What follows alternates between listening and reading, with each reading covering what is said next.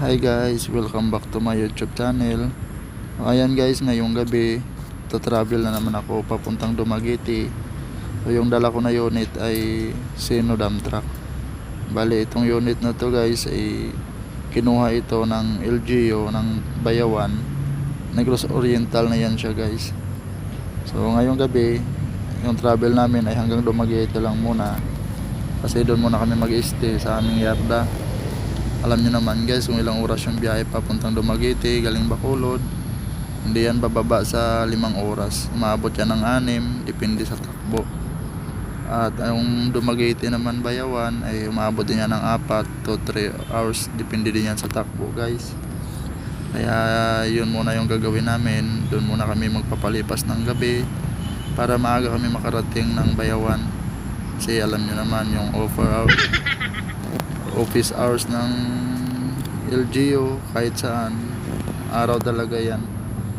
So yun guys, hinihintay ko lang yung kasama ko. Mamaya konti alis na rin kami. Mukhang nandyan na yan siya guys.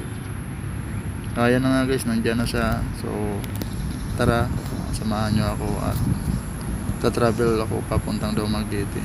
So yun guys, sana panoorin nyo tong video na to at sana ma-inspire kayo. Masarap maging driver pero puyat at saka pagod minsan. Minsan lang naman guys, hindi naman palagi. At ito ay nagkataon lang din.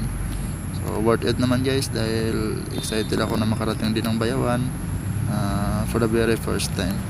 Ayun guys, tara, let's go.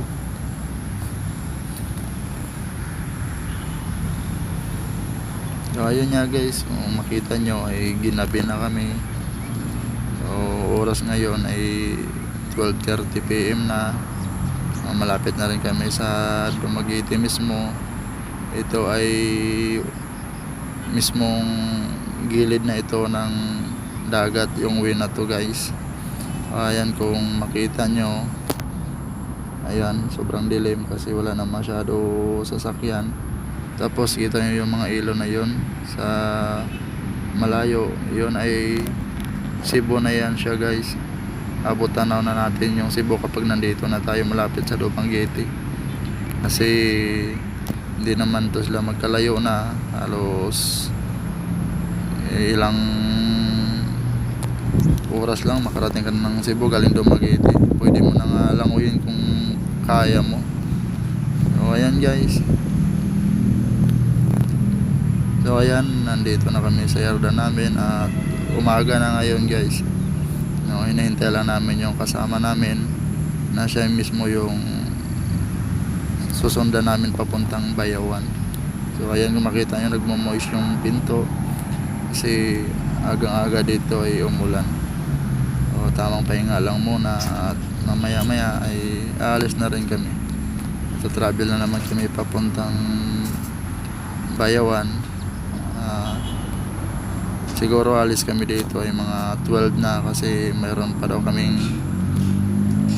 sikasuhin at ayusin ang mga kailangan bago i-deliver ito sa LGU ng Bayawan para naman magiging okay ang pag-receive nila at walang problema yung sasakyan.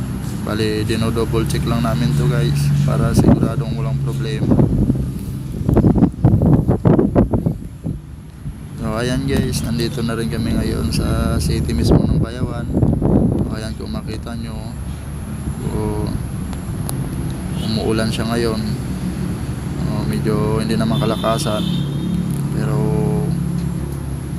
nakakadulas din ang daan guys. Kaya sa mga nagmamaneho na umuulan, ingat lang tayo at huwag tayo masyadong mag-aapura o magmamadali dahil tatandaan natin guys, walang magaling na driver.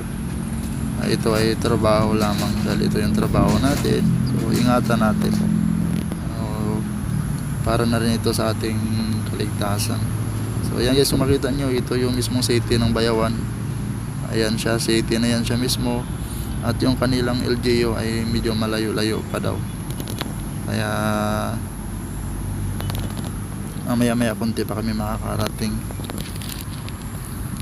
So ayan, ito na yung papasok sa LGU nila. Tingnan nyo naman guys, ang ganda ng view. talagang may explore ko yung lugar ng Bayawan kung gaano kaganda. At masabi ko talaga na first time ko makarating dito, maganda plat yung Bayawan. Kasi alam nyo naman yung Bayawan guys, eh bukid na rin yan. So pag bukid, nandyan na yan yung mga magagandang view. Hindi naman to magkaiba sa lugar namin kasi bukid din yung lugar namin. Ayan guys, makita nyo, nasabi ko talaga na maganda pala talaga yung lugar ng Bayawan. Kasi marami rin nagsasabi na maganda daw yung Bayawan. Kaya ngayon, nakita ko na mismo dahil nandito ako mismo sa Bayawan. So ayan yung sinusundan ko. Yan yung magpapa-receive ng unit na to guys. Bali sumunod lang kami sa kanya galing Dumaguete. So ayan guys, kung makita nyo, yan o, chinecheck na nila yung unit. Yan. So, nakaupo lang muna ako kasi na bugbog yung katawan ko guys. Sobrang parang kabayo guys. Sasakyan na to pag tumakbo. Sobrang napakalikot. Sumakit yung katawan ko bago ko nakarating dito. Ayan guys, kita nyo, yan yung LG City Hall nila dito sa Bayawan. So, chinecheck na nila yung unit. At kapag okay na yan guys, uuwi na rin kami. Dahil oras pa lang ngayon ay 3 na guys. Bali umalis kami ng Dumaguete is 12:30. Nakarating kami dito ay halos 3 na rin. So, ayan, mamaya konti alis na kami. I-demo ko lang muna siya para alam nila kung ano yung gagawin nila. So yun lang guys, thanks for watching.